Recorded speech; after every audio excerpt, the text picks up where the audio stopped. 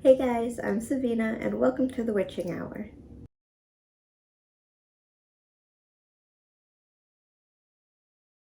I am so happy to be back with another paranormal video for you guys. I've been trying to incorporate it more kind of every other video and it's been well received, so I hope to keep on this path. But before getting into it, don't forget to subscribe, hit that notification bell, and if you do, thank you. Before getting into today's story, that's what you guys voted on, hearing one of my paranormal experiences or stories. I did want to mention to you, I've been kind of throwing it out there. I am doing a Witching Hour event online and I've nailed down the date. The first one will be October 2nd, that's a Saturday, and I locked in a time 7:30 p.m. Stay tuned for more details on that. I'm really excited to get this going. And again, if that's something you'd be interested in, comment down below or head over to my Instagram and message me. Today's story was kind of accidental in a way, at least my experience was. So we're talking about the Titicus Reservoir in New York. It's about 2 hours away from where I live. Now, the thing too, I want to be clear with you guys. Yes, there are times I go exploring and go to places that are known to have energies or haunted to just kind of check it out for myself. But in this instance, we did not go here for anything paranormal at all. The reservoir, we actually found it and decided to go fishing there one day. I like fishing, my family does. My brother found it and was like, hey, let's go here. I'm gonna link pictures. It's actually a very peaceful, really pretty place. It's quiet. The area is quiet. It's very nice during the day. It's such a pretty place. Like, I've been there more than once now. So you see at sunset in the day, it's very nice. When we go fishing there, we end up staying pretty much the entire day. Well, at least as early as possible to sunset, because once the sun sets over there, it gets like pitch black. No lie, there's no like street lights or anything around there. It just gets dark. Now, what we didn't know when we found this spot, so you have the reservoir, which people go fishing there all the time and go out into the water because there's boats all over the place tied up by trees. And right across the street, literally, it's the reservoir, a road, and then right across the street, there's actually a cemetery there. A very old cemetery, which none of us had any idea, like, at all. And I'm not talking like full-on big cemetery. It's this, I don't know if you've ever seen like really small historic cemeteries or little like areas or lots. This was pretty much just a lot. And it was very old. It's something I definitely knew I had to check out. I was very drawn to the energy there as well. And again, we had no idea, completely accidental. So again, that's the reservoir, cemetery. So we decided to go fishing. That's what we came there for. We had a good time, and all of a sudden, obviously, it started getting dark pretty quickly. And I will say, especially the first time there, as soon as night falls, the energy kind of just switches completely. It's so weird. It's so strong. As soon as it starts getting dark, and it's funny because when you're by the water and you find a spot to just kind of plant down on, the road is not far at all.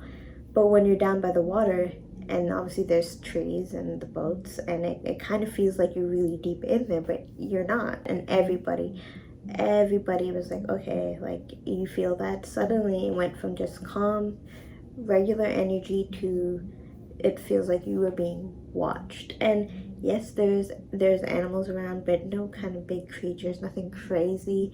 So it's very eerie in a sense.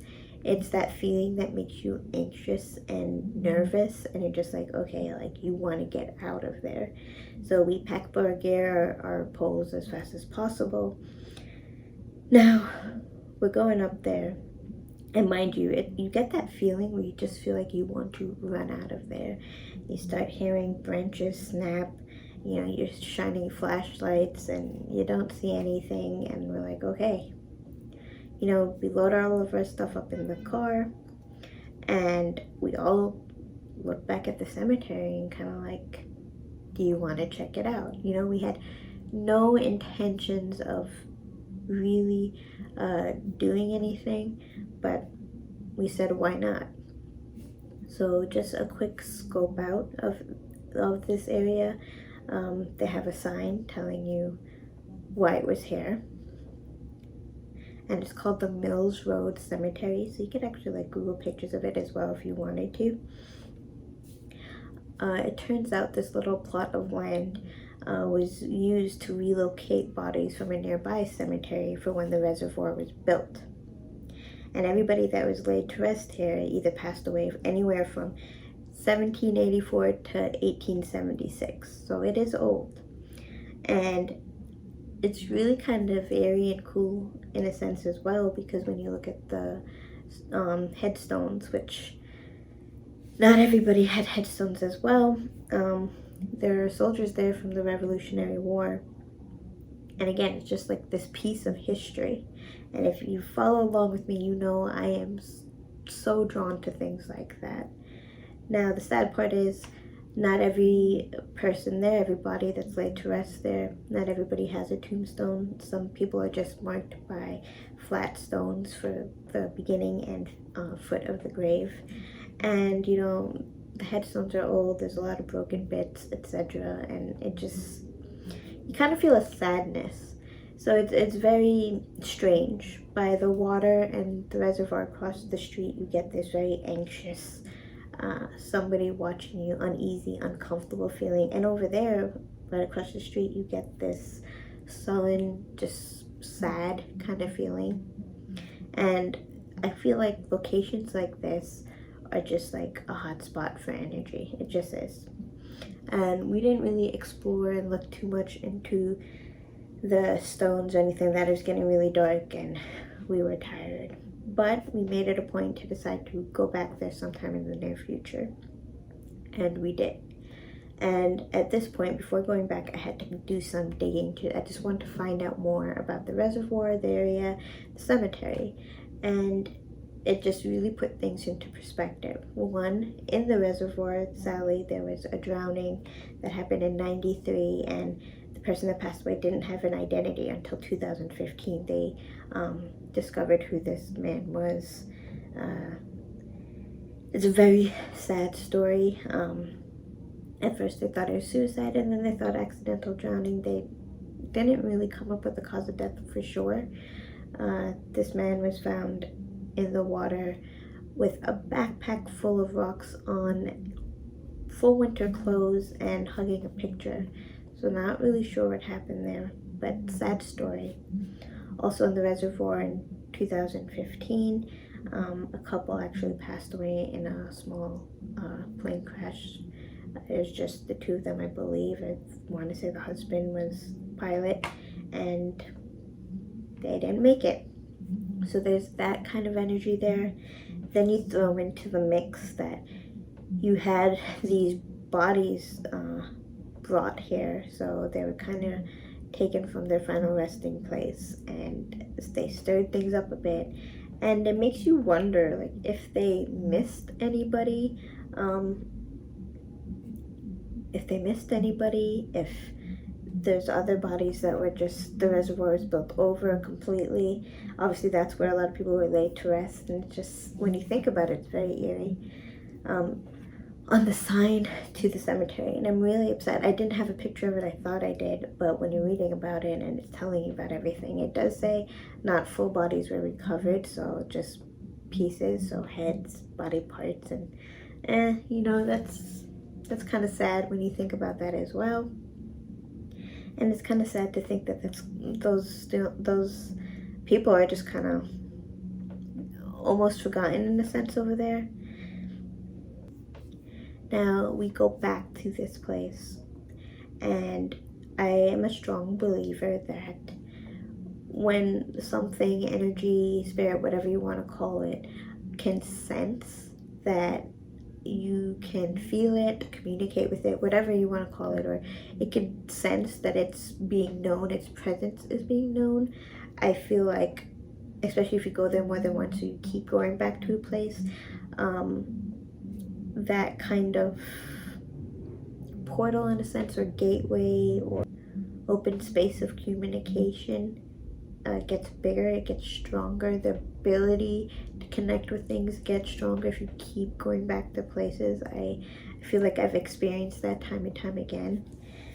Now when we went there again, we did go fishing again, and it was the same thing, like clockwork, and we kind of more prepared this time, but the feeling was even worse. It got dark, that anxiety, that heart beating out of your chest. It got to the point where it was so weird, and we were walking up with our gear.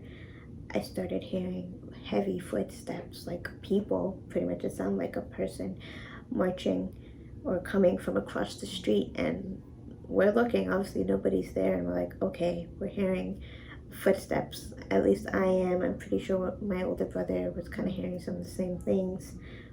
I feel like I was seeing shadows, or like large mass of darkness that was kind of darker than night, and we were just very anxious. But this time around, like, I felt like I had to go back right across the street to the cemetery.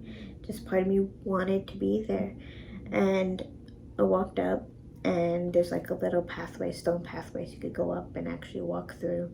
And this is not trespassing, by the way. It's nighttime, but there's no fenced off area. There's nothing like that. It's just road there, and you could go on it.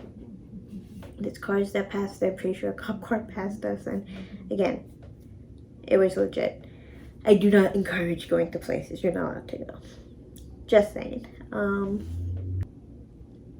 So we go there this time around, and the sadness I was feeling before, like, kind of made me double over because it was that much stronger.